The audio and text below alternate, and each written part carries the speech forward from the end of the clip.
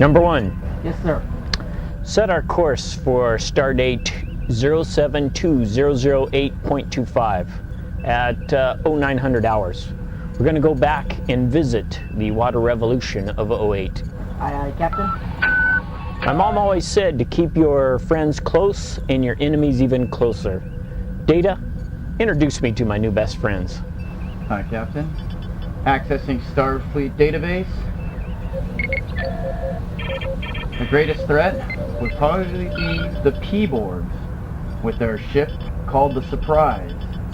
They played a major role as a threat to maintaining peace at the Big River. They have become a popular symbol for any juggernaut who comes down to watch the melee that enslaves the P-Borg, a cybernetically enhanced humanoid drone of multiple species that, when organized as an interconnected collective, are quite capable of creating some sort of water-repelling weapons, though up to this time they have failed miserably, exhibiting a rapid adaptability to any situation or threat. The P-Borg have developed into one of the greatest threats to the Starfleet. Other records show the Kling-Orangis, a reddish-bronze, weathered skin race with facial hair that looks like they haven't shaved in a week or so. The Kling-Orangis are frequently mentioned have only been seen only one time all their time at Big River. Whether they were chased off or collecting data is not known. However, though reappearing at Big River was nothing less than a show. With their vessel named the Bullship, with its speed and maneuverability, and its crew that preferred possible suicide by using its body as a shield for their weaponry, the Kling-Orangis surfaced as quite a threat.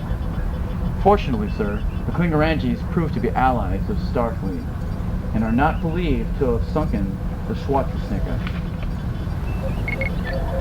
Curious? The Bajor women, like many who have battled at the Big River, are human-like in appearance, except for their rubbery, seal-like skin coverings. The Bajor women, who at one time was allowed to join and fight on other ships before being forcefully subjugated to watching from the shores, became tired of being held down by the men, brutally overstepped any who got in their way, even seizing and enslaving some, and have surfaced with 2 ships called the Black Widows.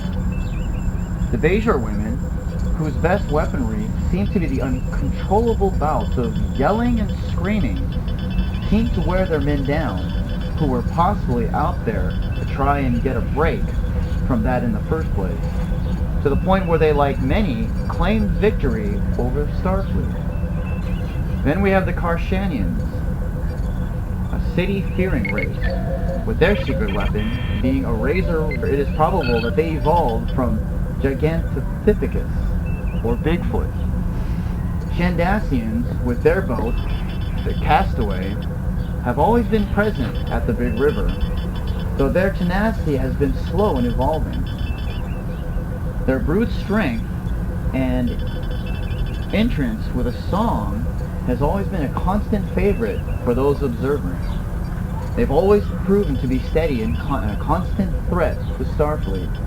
However, on this date, they were also brutally attacked as they made a suicide dashing down the middle, and it is feared that they, with their bright-colored attire, may have been brought to extinction. Continuing scan. Sir, there's the Bip Shawkins, noted for their attempt to live by reason and logic, possibly explaining why they have on occasion been absent from these water battles until recent years. The Bip Shawkins, again, are similar in appearing to humans, the main physical difference being those small size, which is rumored why they joined forces with an offshoot of the Nephilim, and have vented skull caps, thought to keep their always active brain from overheating. The Bip Shawkins, with their 2 vessels, the Sharkbait 1 and 2, have proven themselves to be a great nimbus to Starfleet, on land and on sea. Though their technology may be behind, their battle strategies, believed to be designed by studying the bottom of a Heineken bottle, makes them a force to reckon with. And finally, we have the Romulans, always thought to be a fictional race of aliens until they surface. Not a lot is known about the Romulans, but there seems to be a familiarity about them. Noted for their cunning and deceiving ways, the Romulans used a Trojan horse as a way to trick their participants into letting them close before turning on them. By doing so, they have made themselves public enemy number one. So we're coming out of space. We've arrived at our destination. Captain, we are detecting several large objects up ahead. Recommend we raise shield and go to red alert. Number 1, keep us at a safe distance. Remember, we're only here to observe. On screen. Aye, Captain, on screen. Data. Let's see what's happening.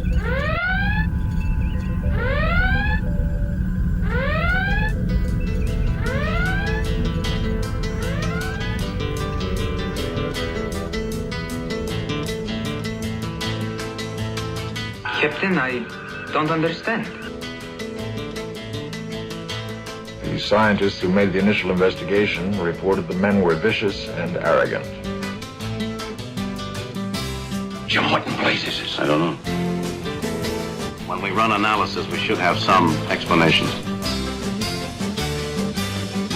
Now, the women, they're supposed to be something very special. They're supposed to have a kind of a subtle, mystical power that drives men wild. I had no idea you were that much of a historian, Doctor. I am not, Mr. Spock. I was simply trying to stop you from giving us a whole lecture on the subject.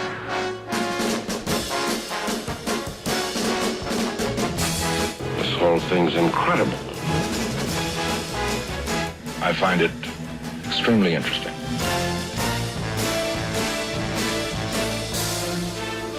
Life readings, Dr. McCoy? Nothing.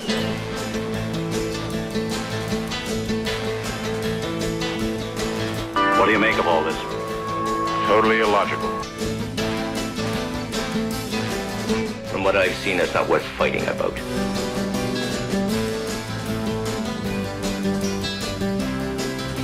Fascinating, but quite impossible.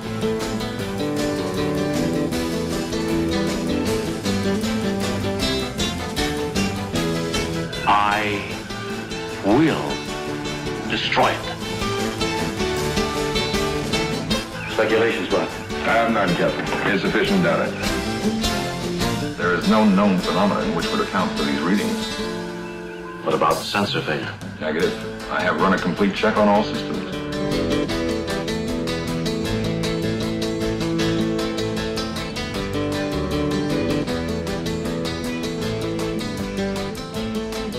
What's the matter with that thing? Most unpleasant situation, Captain.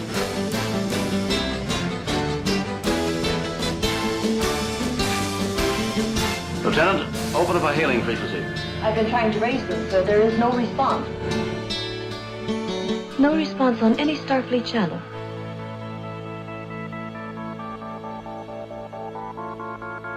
We are in unsurveyed territory. Intruder alert! Intruder alert! Dead meat. They're dead meat right now. Here it goes. Oh, they went against them. Wait a minute. They went against their own.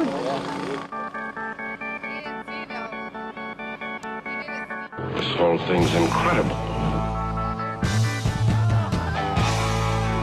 How many others have you done this to? What gives you the right to hand out life and death? Get that ship out of here. Stay at minimum distance for absolute safety.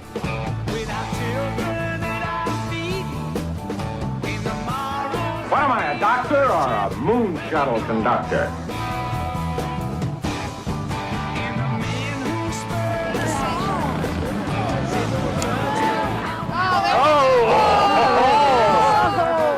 Oh, man. Man, those girls got so... Now, you're the one that's always talking about logic. What about some logic now? I can answer none of your questions at this time.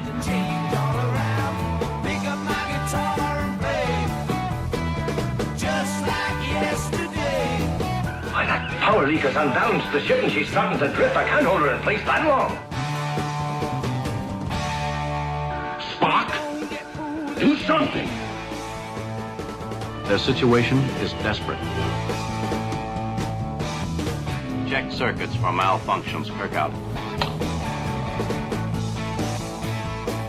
Captain, we're losing power in the warp engines. Any theories about what it is? Negative, Captain. I'm doing the best I can. Please, Mr. Scott, restrain your leaps of illogic. Check off. Check off.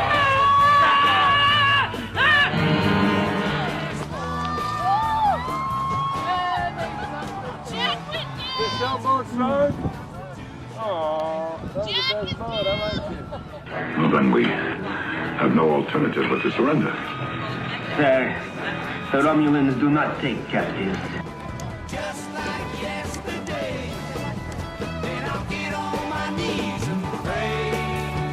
She's dead, Jim. We don't get fooled again.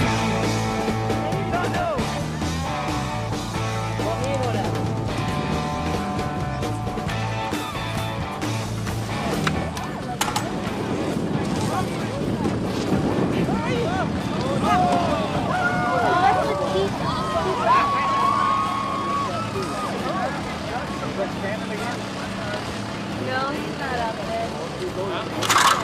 It's Gordon's boat. It's Gordon's boat.